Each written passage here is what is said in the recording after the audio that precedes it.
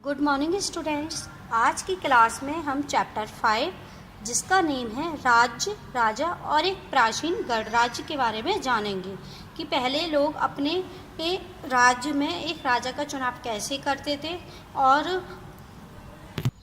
एक प्राचीन गणराज्य कैसे बना। तो स्टार्ट करते हैं। क्या दिया गया है? सबसे पहले आपको चुनाव का दिन, मतलब एक दिन किसी राज्य में चुनाव हो रहे थे, मतलब किसी शहर में चुनाव हो रहे थे।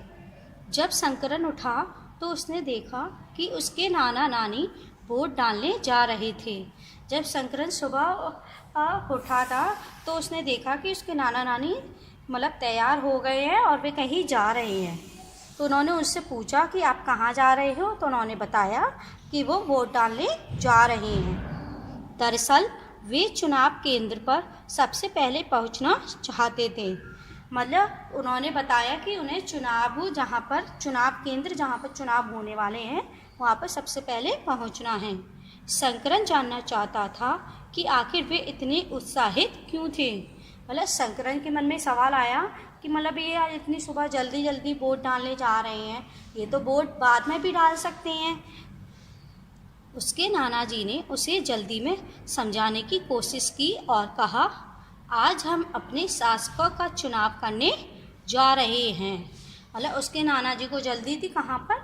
चुनाव केंद्र पर जाने के लिए। तो उन्होंने उसे जल्दी जल्दी बताया कि मतलब आज वे अपने शासक का चुनाव करने जा रहे हैं कि उन्हें अपने राज्य पर कौन सा राजा चाहिए।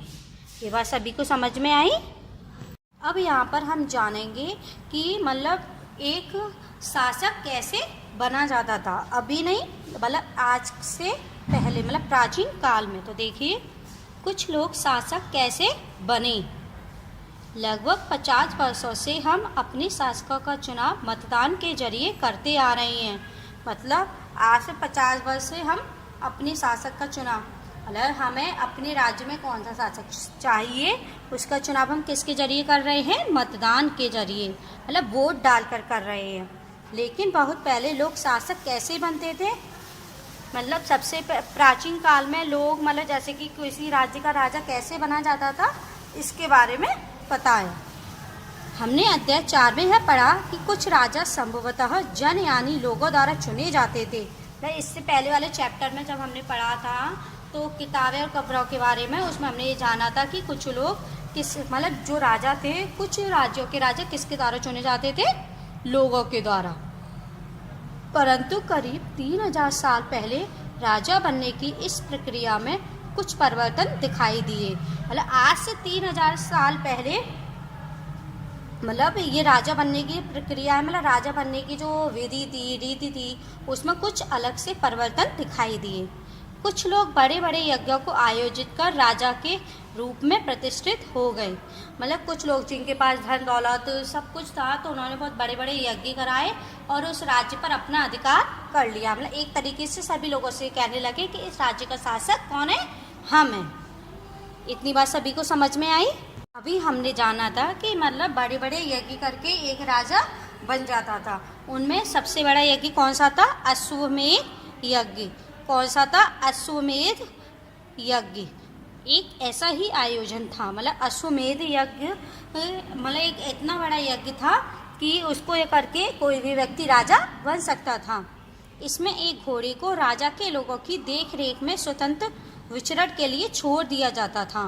मतलब एक व्यक्ति जिसके पास घोड़े हैं तो वो अपने उस घोड़ों में से एक घोड़े को राजा के लोगों की देख रेख में, मतलब जो वहाँ की जो प्रजा थी वहाँ के प्रजा को देखने के लिए छोड़ दिया जाता था।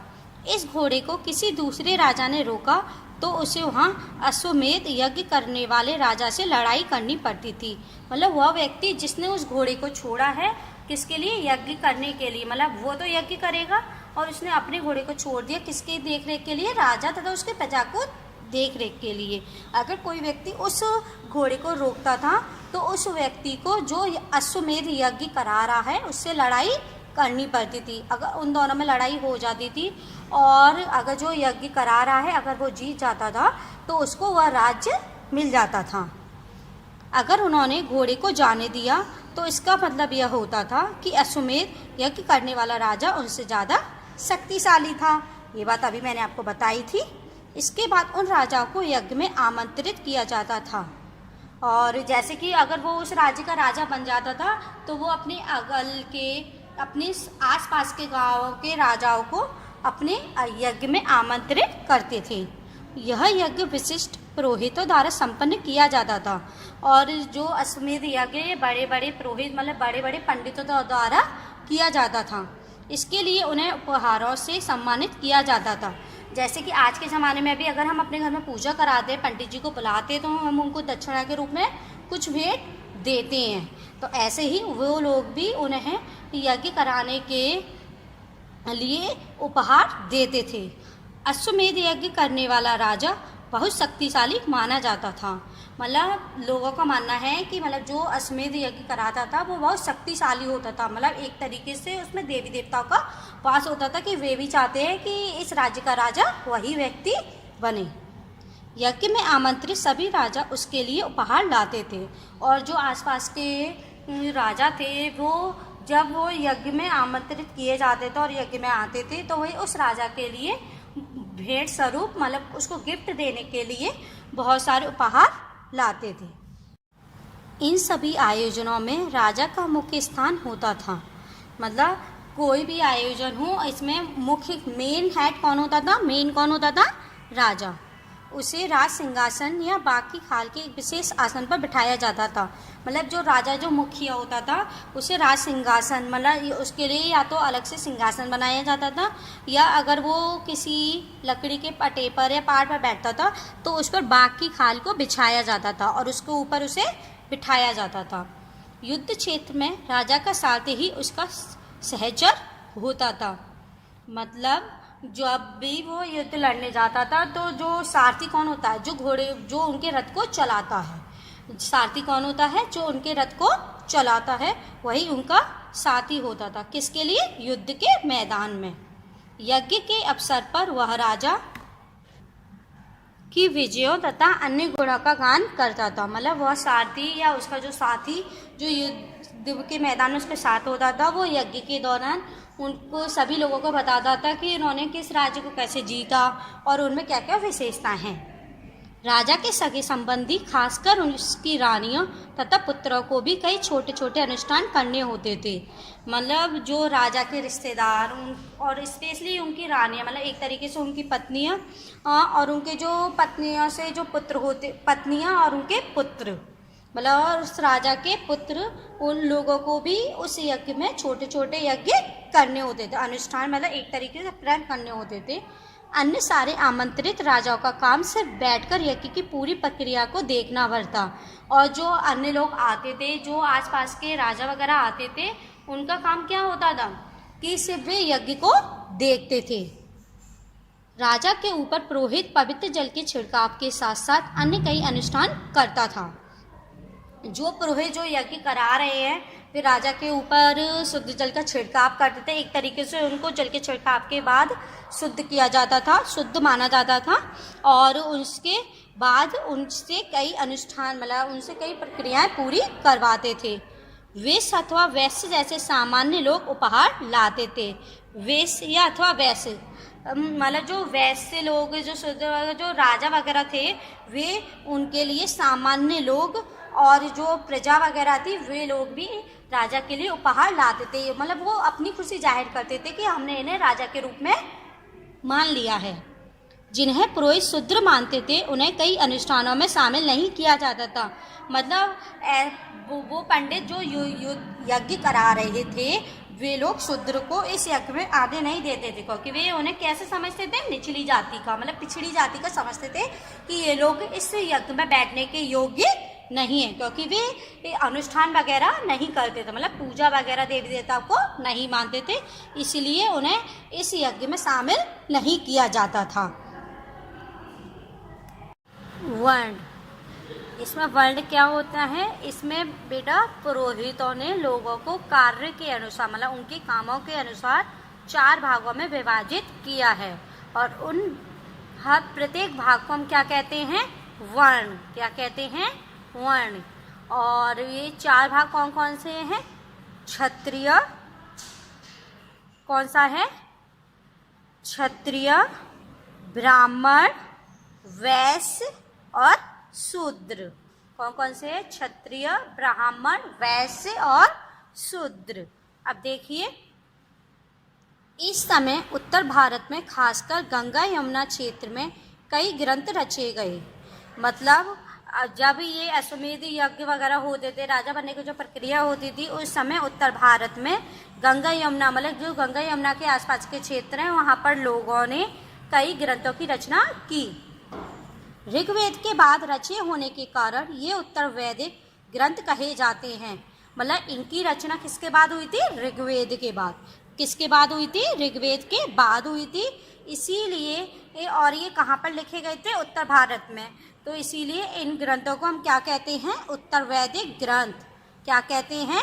उत्तर वैदिक ग्रंथ। इनके अंतर्गत सामवेद, यजुर्वेद, अथर्ववेद तथा अन्य ग्रंथ शामिल हैं। मतलब क्योंकि सबसे पुराना वेद कौन सा है? ऋग्वेद। सबसे पुराना वेद कौन सा है? ऋग्वेद। और ऋग्वेद है, इसी के बाद इन ग्रंथों की रचना हुई। फिर सामवेद, यजुर्वेद, अथर्ववेद और बाकी के और अन्य ग्रंथ हैं, वो इसी ही उत्तर वैदिक ग्रंथ में शामिल हैं। पुरोहितों द्वारा रचित इन ग्रंथों में विभिन्न प्रकार के अनुष्ठान और उनके संपादन की विधियाँ बताई गई हैं। मतलब इन ग्रंथों में क्या बताया? यज्ञों को करने के तरीके, विधि, रीति, है ना, और लोगों को कैसे करने चाहिए, क्या क्या नियमों का पालन करना चाहिए, इसके बारे में बताया गया है। इनमें सामाजिक नियमों के बारे में भी बताया गया है और इसमें यह भी बताया गया है कि एक व्यक्ति को एक समाज में कैसे रहना चाहिए और किस व्यक्ति की कितनी मर्यादा होनी चाहिए। उस समय समाज में कई समूह थे, जिनमें पुरोहित, योद्धा, कृषक, पशुपालक, व्यापारी, शिल्पकार, श्रमिक, मछली पकड़ने वाले तथा जंगल में रहने वाले लोग शामिल थे। मतलब जब ये ग्रंथ रचे गए थे तब उस समय उनमें बहुत सारे व्यक्ति थे। कुछ पुरोहित मतलब पंडित थे, ब्राह्मण थे, कुछ योद्धा थे, कृषक, किसान, पशुपालक, पशुओं को पालने वाले, व्यापारी मतलब व्यापार करने वाले, शिल्पकार मतलब मूर्तियाँ बनाने वाले, श्रमिक मजदूरी खेती वगैरह करने और मछली पकड़ने वाले लोग थे तथा जंगल में रहने वाले लोग भी इसी समूह में शामिल थे और ये अलग अलग तरीके के काम करते थे। इन्हीं कामों के अनुसार पुरोहितों ने इनको 4 भागों में विभाजित किया। वे 4 भाग कौन कौन से थे? ब्राह्मण, क्षत्रिय, वैश्य और शूद्र। जहाँ कुछ पुरोहित तथा योद्धा वैभवशाली थे, वहीं कुछ कृषक और व्यापारी भी धनवान थे। मतलब इनमें सबसे ज़्यादा वैभवशाली, सबसे ज़्यादा धनवान कौन था? पुरोहित और योद्धा, क्योंकि इन्हें सभी की सुविधाएं मिलती थी। क्योंकि पुरोहित ये एक तरीके से ब्राह्मण हो गए जो यज्ञ वगैरह करवाते थे और राजाओं के यहाँ पर ये अधिकतर यज्ञ वगैरह करवाते थे, तो इन्हें उपहार में बहुत सारी वस्तुएं मिलती थी। और योद्धा क्योंकि वे उस राज्य के लिए युद्ध वगैरह करने जाते थे, युद्ध लड़ते थे और जीत जाते थे, तो इन्हें भी उपहार मिलते थे। वहीं कुछ कृषक और व्यापारी भी धनवान थे। मतलब जो लोग जिनकी खुद की ज़मीन थी, वे खेती वगैरह करते थे, और व्यापारी वो एक वस्तु को दूसरे राज्य में बेचने जाते थे, तो इससे भी उन्होंने भी बहुत पैसा कमा लिया था। तो इस तरीके से वे भी धनवान थे। दूसरी ओर पशुपालक, शिल्पकार, श्रमिक, मछली पकड़ने वाले, शिकारी तथा भोजन संग्राहक निर्धन थे। और इसके दूसरी तरफ जैसे पशुओं को पालने वाले, मूर्ति बनाने वाले, श्रमिक, दूसरों के खेतों में काम करने वाले, दूसरों के घर में काम करने वाले लोग, मछली पकड़ने वाले लोग और वे लोग जो जंगल में रहते थे, वे सभी निर्धन थे। मतलब उनके पास पैसा थी और वस्तुएं थी, लेकिन वो उन लोगों की अपेक्षा कम थी। ये बात सभी को समझ में आई? पुरोहितों ने लोगों को 4 वर्गों में विभाजित किया, जिन्हें वर्ण कहते हैं। और ये बात अभी मैंने आपको बताई थी कि वर्ण किसे कहते हैं। और पुरोहितों ने लोगों को उनके काम के अनुसार 4 भागों में विभाजित किया था। वे 4 भाग कौन कौन से थे? बताइए कौन कौन से थे? ब्राह्मण, क्षत्रिय, वैश्य और शूद्र। तो उनके अनुसार प्रत्येक वर्ण के अलग अलग कार्य निर्धारित थे। मैंने ये अभी आपको बताया था कि पुरोहितों ने लोगों को उनके काम के अनुसार ही विभाजित किया था। इसमें सबसे पहला वर्ण कौन सा है? पहला वर्ण ब्राह्मणों का था। मतलब सबसे पहला स्थान किसको दिया गया था? ब्राह्मणों को। सबसे पहला स्थान किसको दिया गया था? ब्राह्मणों को। उनका काम वेदों का अध्ययन, अध्यापन और यज्ञ करना था। मतलब इनका मुख्य काम क्या था, ये वेदों का अध्ययन, वेदों को पढ़ते थे, पढ़ाते थे और यज्ञ करते थे, जिनके लिए उन्हें उपहार मिलता था और जिसके लिए उन्हें सप्रेम भेंट मतलब गिफ्ट मिलते थे। दूसरा स्थान शासकों था जिन्हें क्षत्रिय कहा जाता था। मतलब फिर दूसरे स्थान पर मेरा दूसरा वर्ड कौन सा था, शासक, जिन्हें क्या कहा जाता था, क्षत्रिय। मतलब राज्य पर शासन करने वाले शासक को हम क्या कहते थे, क्षत्रिय। उनका काम युद्ध करना और लोगों की रक्षा करना था। मतलब इनका मुख्य काम क्या था कि अपने राज्य के लिए युद्ध करना, दूसरे राज्य पर मतलब दूसरे राज्य की अपने राज्य पर नजर ना डालना और अपनी प्रजा का ध्यान रखना। तीसरे स्थान पर वैश्य या वैश्य, तीसरे स्थान पर कौन था, वैश्य या वैश्य। इनमें कृषक, पशुपालक और व्यापारी आते थे। इनमें कौन आते थे, किसान, पशुपालक और व्यापारी आते थे। मतलब ये ना ज़्यादा गरीब होते थे ना ज़्यादा अमीर होते थे। क्षत्रिय और वैश्य दोनों को ही यज्ञ करने का अधिकार प्राप्त था। जो शासक, क्योंकि यज्ञ वहीं किए जाते थे, और वैश्य मतलब ये धनवान थे, एक तरीके से ये भगवान देवी देवता पर विश्वास रखते थे, इसीलिए इनको भी यज्ञ करने का अधिकार था।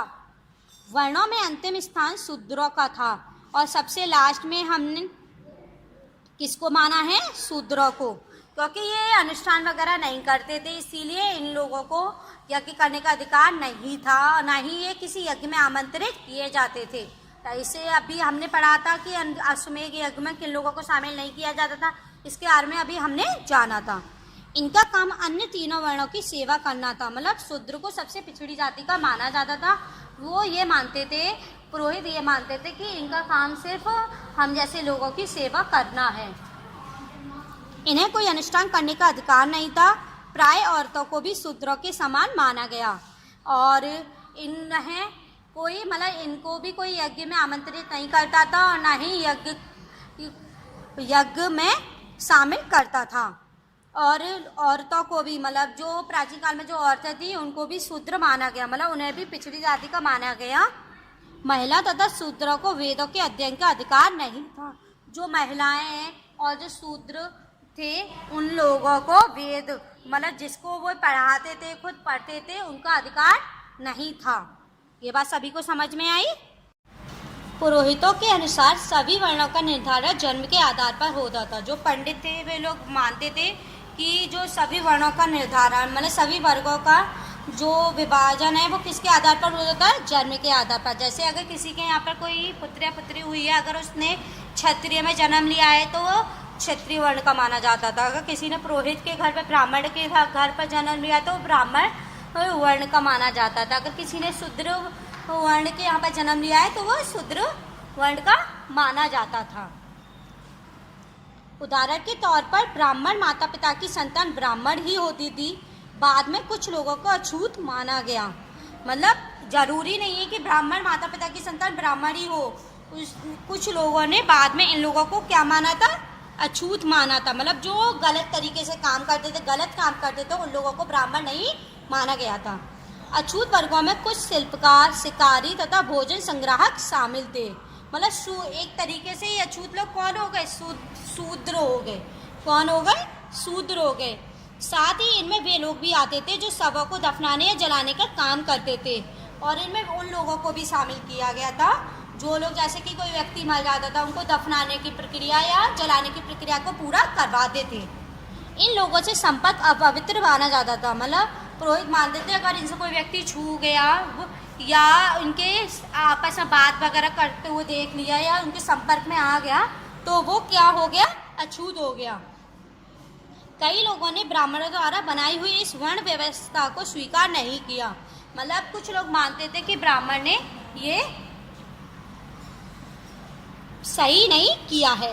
कुछ राजा स्वयं को पुरोहितों से श्रेष्ठ मानते थे और कुछ राजा क्या सोचते थे कि मतलब ये ब्राह्मणों से भी अच्छे हैं। कुछ लोग जन्म के आधार पर वर्ण निर्धारण सही नहीं मानते थे।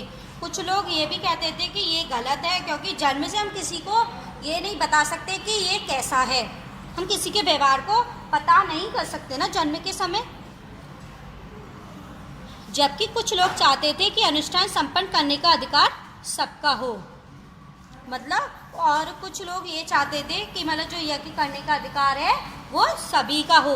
कई लोगों ने छुआछूत की आलोचना की, मतलब कुछ लोगों ने छुआछूत मतलब जैसे कि जो शूद्र वगैरह हुए, गलत लोग हुए, उनसे अगर छूट जाते थे तो पुरोहित उनको अछूत मानते थे। उन्होंने इसकी मतलब उनका विरोध किया। इस उपमहाद्वीप के पूर्वोत्तर क्षेत्र जैसे कई इलाकों में सामाजिक आर्थिक असमानता बहुत कम थी। मतलब इस पूर्वोत्तर क्षेत्र में मतलब इसके आसपास के जो क्षेत्र थे उनमें सामाजिक आर्थिक असमानता, मतलब ये जो लोग इनका विरोध करते थे वो अलग क्षेत्र में जाकर बस गए, तो इस तरीके से वहाँ पर असामाजिक और आर्थिक असमानता बहुत कम थी। यहाँ पुरोहितों का भी प्रभाव भी बहुत सीमित था। मतलब यहाँ पर मतलब जो बात सही है सिर्फ उसका समर्थन किया जाता था, और लेकिन जो बात गलत है उसका विरोध किया जाता था।